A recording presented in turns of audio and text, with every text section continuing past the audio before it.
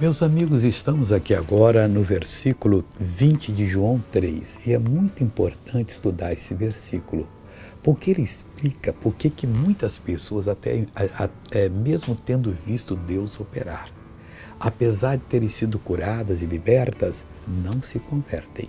E algumas continuam no pecado, achando que Deus é um grande bobo. Por que não se convertem?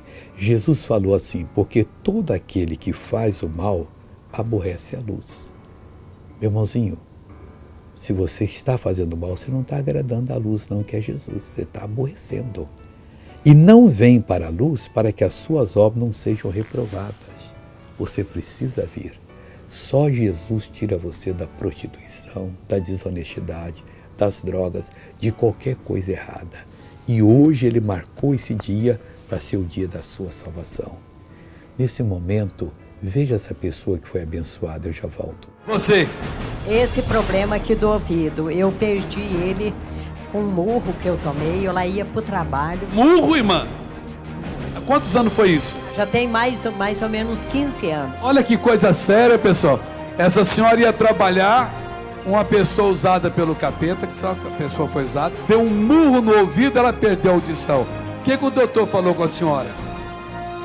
Deu sangue e... Deu sangue, não tinha mais jeito. Pisado. Ele falou que não tinha mais jeito. Não. Então tapa bem, esse era o bom. Bom. Então tapa bem o bom. Vamos ver aqui agora, olha lá pro povo. Neide.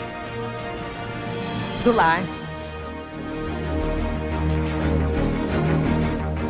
Mais ou menos uns 15 anos. Jesus é maravilhoso, hein, pessoal? Agora curve a sua cabeça, deixa eu orar com você, Pai.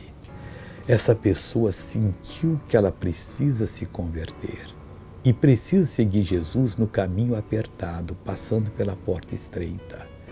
Deus, largue a porta, espaçoso o caminho que conduza à perdição.